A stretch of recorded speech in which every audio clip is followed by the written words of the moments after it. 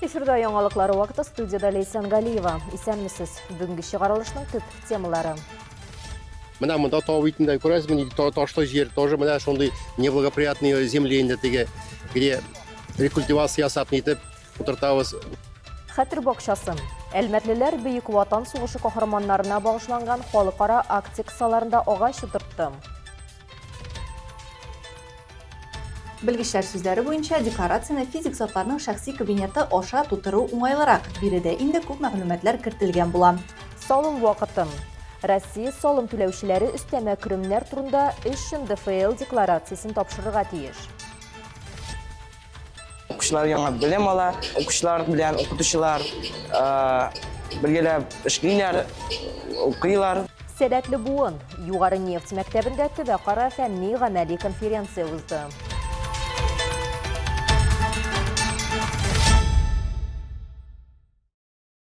Әлмәтлеләр хәтер бакчасы утыртуда катнашты. Бөек Ватан сугышында халак булганнар саны буенча 27 миллион күләмендә агач утырту халыкара инициативасы моннан 7 ел элек башлана.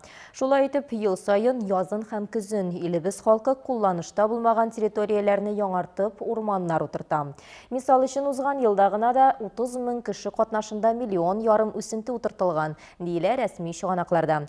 Хәтер бакчасы экологик иминлек милли проектының урманны саклык бөтен Россия акциясының бер өлеше дә. Агымдагы елдагы максат Россия буенча 70 миллион агач утырту. Хәтер бакчасы акциясы ул Бөек Ватан сугышында җиңүне китерүгә үз өлешләрен керткән якташларыбызның истәлеген мәңгеләштерү. Бу юлы чараны оештыручылар Яңа Нәдер авылы җирлеге территориясендә 8 меңнән артык имән үсентесе утырта. Ул үсентеләрне Әлмәт урманчылыгы биредә үскән имән чикләвеннән үзләре үстергән. Мы сегодня сажаем дуб. Урманчы Расих Фатхетдинов бүген акцияны оештыручы гына түгел, турыдан-туры катнашучы да. Һәр эшнең үз җае булганлыктан агач утыртуда да билгеле кагыйдәләре бар ди ул. Шуңа күрә үсеп килүче буынга имән үсентеләрен ничек дөрес утыртырга икәнен күрсәтә. 7 ел бардыр инде. 7 еллап. Аха, менә без утырттык, шупай карьерларында утырттык, заброшенанда рекультивация карьер булды. Менә монда тау битендә күрәсез, міне ташлы жер тоже менә шундый неблагоприятные земления теге, где рекультивация ясап нитеп утыртабыз. Хәтер бакчасы утыртуда 50ләп кеше катнашты. Бу мәктәп укучылары, студентлар, өлкән буын вәкилләре. Бүген без бөтенебез җыелдык. Имән утыртырга, имән бик яхшы агач. Шуңа күрә бөтен кешене чакрам күңелдән килсеннәр, без бөтен балаларга күрсәтсеннәр. Без бит китәбез, агачлар кала. Гаиләләре белән килүчеләр дә шактый. Ханнановлар гаиләсе араларында иң активлары. Илнур белән Сирина балалары Азамат һәм Азалия белән үзләрен экологик гаилә дип таныштыра. Экология тумыштан булырга тиеш. Минем әтиләр экология белән шөгыльләнде. Бабайлар, мин дәвам итәм, балаларга күрсәтәм, өйрәтәм. Алар инде бергә шатланышып килеп, һәм дә әкренне мәҗлестә катнашабыз инде. Мәҗлеснең килүе үзебезнең дәвамда кеше агач утыртса, аның киләчәге бар диләр. Мин экологик буларак бик тә риза. Гаиләмнең әти-әнием өйрәткән әйберләрен менә шулай гомергә, сурәтләргә, шулай рәсем сыман күп итеп кенә урманнарны утыртырга яратам. Бүген республикада Татарстанның чиста урманнары акциясенең язгы этабы башлана. Ул урман фондын чүп-чардан, коры-сарыдан һәм ауган агачлардан чистартуны максат итә. Өмәдә теләгән һәркем катнаша алачак. Рәдифә Нугманова, Ария Маратова, яңалыклар вакыты, Луч Әлмәт телекомпаниясе. Узган ел фатир, дача, гараж яки машина сатсагыз, яки бүләккә алсагыз 30 апрельгә кадәр 3 НДФЛ декларациясын тапшырырга өлгерергә кирәк. Бу вакытка кадәр Россия салым түләүчеләре салым тотып калынмаган керемнәр турында хисап тотарга тиеш. Гражданнарның нинди категорияләре хезмәт хакы турында декларация тапшырырга тиеш һәм моны ничек дөрес эшләргә? Бу сорауларга җавапны Алсу Нуриева белә. Сүз аңа. 3 НДФЛ салым декларациясе. Аны 2 НДФЛдан айырмалы буларак эш бирүче түгел, салым түләүче үзе тутыра. Ул безнең өстәмә керемнәргә кагыла. Мисал өчен, 3 яки кайбер очракларда 5 елдан кимрәк кулланышта булган торакны, 3 елдан кимрәк файдаланган машинаны, кыйммәтле кәгазьләрне саткан, фатирны яки башка милекне арендага биргән, лотереяда 4 мең сумнан күбрәк акча атканда, чит ил чыганакларыннан керем алганда, туган түгел кешедән кыйммәтле бүләк алган очракта гражданнар бирергә тиешләр. Декларацию 3 НДФЛ необходимо представлять в налоговый орган до 30 апреля включительно. Үш НДФЛ декларациясын солым органына 30 апрельгә кадәр тапшырырга кирәк. Бу солымны киресенчә кайтару очрагына кагылмый. Ул вакытта, мисал өчен, өй сатып алу өчен 3 НДФЛ декларациясын ел дәвамында теләсә кайсы вакытта җибәрергә мөмкин. Тагын бер кат исегезгә төшерәбез. Милекне сатудан, аны арендалаудан һәм якын туганнардан булмаган бүлектән төрле отыш рәвешендәге керемнәр өчен декларацияны тутыру мәҗбүри. Доходы от источников за пределами Российской Федерации, доходы в виде разного рода выигрышей, а также иные доходы. 3 НДФЛ декларациясын салым хезмәтендә Дәүләт хезмәтләре порталы яки федераль салым хезмәте сайтында салым түләүченең шәхси кабинетында эшләргә мөмкин. Белгечләр сүзләре буенча декларацияны физик затларның шәхси кабинеты аша тутыру уңайлырак. Биредә инде күп мәгълүматлар кертелгән була. Төп битне ачабыз, декларация вкладкасын сайлыйбыз һәм үзебезгә кирәкле торакны арендага бирү яки милекне сату вкладкасын сайлап, мәгълүматны тутырабыз һәм җибәрү төймәсенә басабыз.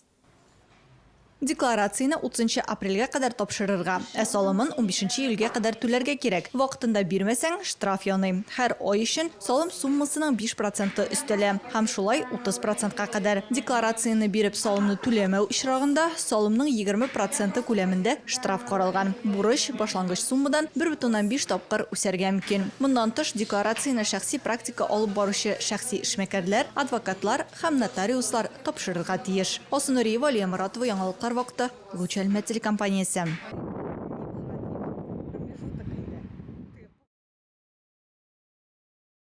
25 апрель Әлмәт буенча федераль салым хезмәте инспекциясендә салым түләүче физик затлар өчен ачык ишекләр көне акциясе узачак. Очрашу кысаларында теләге булган һәркем белгечләрдән квалификацияле консультация ала алачак. Олар НДФЛ декларациясын кемгә һәм нинди срокларда тапшырырга кирәклеген тагын бер кат аңлатачак.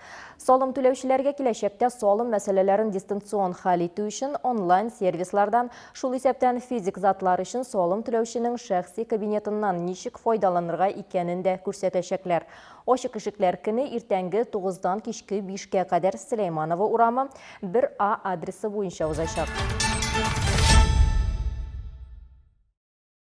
Нефть югары мәктәбендә Татнефть компаниясенең сәләтле балалар программасы кысаларында төбәкара фәнни-гамәли конференция узды. Чара инде 23-нче тапкыр оештырыла. Ел сайын биредә нефть төбәге мәктәпләренең 8-11 сыйныф укучылары үз сәләтләрен күрсәтә.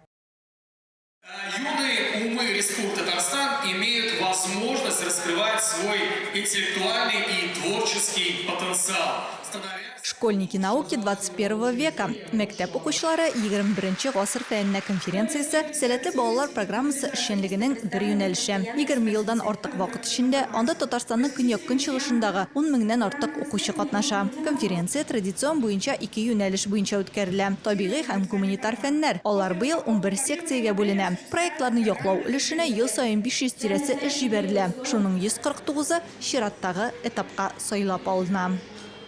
Мы стараемся детей от школьных. Без балаларны мәктәп конференцияләреннән үзебезнең зур форматка җәлеп итәргә тырышабыз. Чөнки биредә алар зур фәннең нинди икәнен күрә, зур фән экспертлары белән таныша. Биредә аларга җитди кисәтүләр, теләкләр, юнәлешләр бирелә. Һәм бик күп балалар 8-нче сыйныфтан алып 11-нче сыйныфка кадәр фән белән шөгыльләнүләрен дәвам итәләр. С 8 класса, начиная с 8 класса до 11 класса продолжают заниматься предметом. Аудиторияләрдә катнашучылардан калам, таләпчән жюри да бар. Бу мәктәп уку йортлары һәм югары квалификацияле категорияле мәктәп укытучылары. Конференция ярдәмендә күп кенә балалар фәнгә беренче адымнарын ясап, тикшеренү эшчәнлеге белән таныша. Аларның берсе Алинә Ямалиева. Ул нейрон челтәре ярдәмендә Габдулла Тукайга бәйле 2 мультфильм ясый. Беренчесе Кызыклы шәкерт, икенчесе Бөек татар халык шагыйренең биографиясе буенча. Икенче мультфильм исемдә калганнар дип атала. Анда Тукайның Кырлай авылына кайтуы, Сәйди абзый белән очрашуы, сәяхәте, әнисе белән очрашуы тасвирлана. Ул да нейрон челтәре ярдәмендә эшләнде. Отын торбо, отын белән ипи килеп бир. Хәзер аша тормаганы.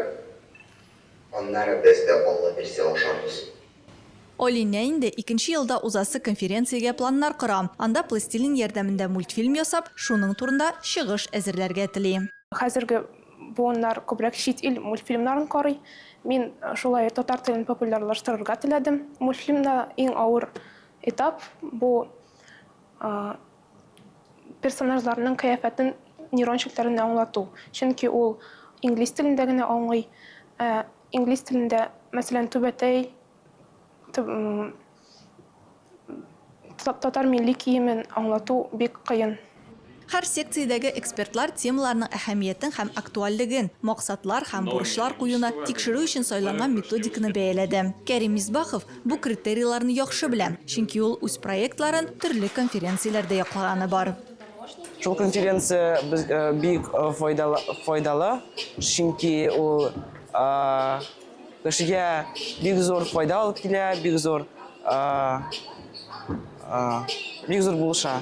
Укучылар яңа белем ала, укучылар белән укытучылар бергәләп эшлиләр, укыйлар. Иң яхшы хезмәтләр авторлары дипломнар һәм истәлекле бүләкләр алдылар. Асынуриева, Алия Моратова, Яңалыклар вакыты, Луч Әлмәт телекомпаниясе. Ознакайда мәктәпкәчә белем бирү учреждениеләрендә тәрбияләнүчеләр арасында татар малае татар кышчыгы 2026 муниципаль бәйгесе узды. Мондый чара районда инде 7нче тапкыр үткәрелә. Аның максаты туган телгә ихтирам булдыру, балаларны иманлы итеп тәрбияләү, гаиләләрдә халкыбызның асыл сыйфатларын күрсәтү. Күркәм чараны безнең төшерү төркеме дә күзәтте. Бәйгедә катнашучылар 6-7 яшьлек малайлар һәм кызлар. Барысы да милли киемнәрдән җитди әзерлек белән килгәннәр. Сәммесез дип сәлам бирәм. Үз телемдә якын дусларга. Минем шушыңа бәйгә биреп килгәннәр һәм монда котларга. Муниципаль бәйгене оештыручылар Ак Калфак иҗат оешмасы һәм район мәгариф идарәсе. Безнең балаларыбыз бу бәйгегә бик теләп катнашалар һәм инде зур-зур җиңүләр яулыйлар. Алар шушы бәйгеләр аша безнең туган телебезне сөяргә, яратырга һәм инде җыр-моңнарын белеп үсәргә тиеш дип саныйбыз. Бу бәйгеләрдә без балаларның татар теленә нинди әһәмият бирүләрен, гаиләдә ничек татар телендә алар татар телен саклауларын күрәбез. Аларның һөнәрләрен, бию осталыгын, җыр осталыгын, шигырь сөйләү һәм театр артист буларак та үзләрен ничек алар күрсәтә. Шу мөһим барсын да ачыклап бирә безгә. Алар горурланып, ознакайыбызны сөйли, татар телен, шатыр тавыбызны сөйли шушы бәйгеләрдә. Минем үземнең чиратымда әйтәсем килә ата-аналарга һәм тәрбиячеләргә зур рәхмәтемне шушы татар телен, ана телен сакларга ярдәм иткәннәрен өчен, саклаганнарын өчен һәм балаларга менә елда алар һәрбер чыгышка үзенең менә шушы мәхәббәтен татар теленә, үзенең милләтенә алар уяталар балаларда һәм сеңдерәләр аларга. Чарада район башкарма комитеты җитәкчесенең социаль мәсьәләләр буенча урынбасары Дамир Гыйләҗев та бар иде. Ул катнашучыларга уңышлар теләп, җирлектә туган телне саклау юнәлешендә алып барылган эшчәнлеккә үз бәясен бирде. Бер карасаң, безне җиһанга үзебезнең кудрәтебез җибәргән матур итеп үзебезнең буынны калдырыр өчен, балалар үстерү өчен, балалар тәрбияләре өчен, тормыш итәр өчен. Мәктәпләрдә, безнең балалар бакчаларында бүгенге көндә шактый гына без инде милли үзебезнең милли телдә чараларны үткәрәбез. Милли телдә тәрбия бирәбез бүгенге көндә. Балалар бакчаларының күбесе бүгенге көндә милли телдә эшли дип әйтәсем килә. Аннан соң мәктәпкә килгәчтә инде безнең һәрбер мәктәпнең үзендә милли класслар булдырдык, без татар класслары булдырдык. Бәйге үзе 3 этапта узды һәм 2 көн дәвам итте. Җиңүчеләрнең исемнәре соңрак финал өлешендә билгеле булачак.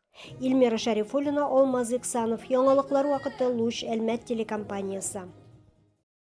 Калабызда күренекле татар композиторы Фәрид Заһидулла улы Ярулин исемендәге бәйгенең хор коллективлары номинациясендә ярышлары узды. Бу чара Әлмәт музыка коллективының күркәм традициясе. Бу елда ул Татарстан төбәкләренең төрле коллективларын җыйды. Фәрид Ярулин исемендәге музыка коллективында бу бәйге аның йөзек кашы була торган фестивальләрнең берсе. Ел саен ул төрле номинацияләрдә уза. Хор башкаруындагы бәйге әлеге фестивальнең иң зур һәм күләмлеләре дип санала торгандыр.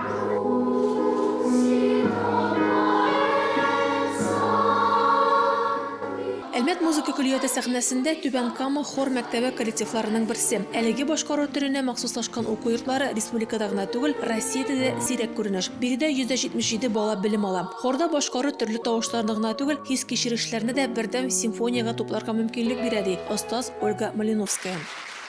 Хор – это коллектив. И наша задача сплотить, не детей сплотить, а сплотить голоса детей, чтобы они переживали друг за друга. Потому что мы же поем не одноголосные песни, а это и двух, и трех, и четырехголосные. И вот это, знаете, это как семья, вот, да, из 4 человек. Каждый должен уважать, любить, прислушиваться к друг другу.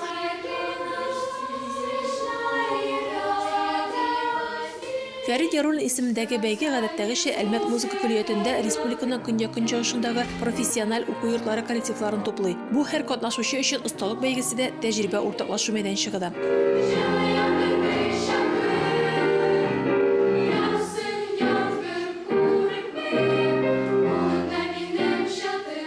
У нас очень мало, на самом деле, по Татарстану, ну и по России, наверное, хоровых конкурсов.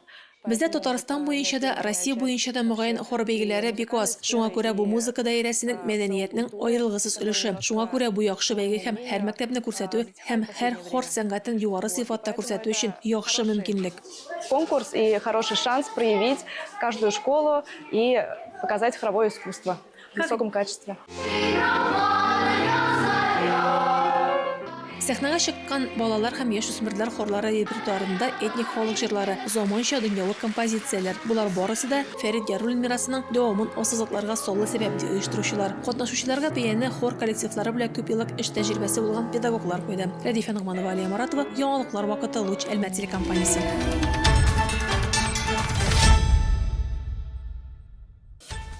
Бүгінге шулар иде. Мин Лейсан Галиева һәм монтаж операторы Динара Гайнетдинова сезнең белән сау булашабыз. Исән сау булыгыз.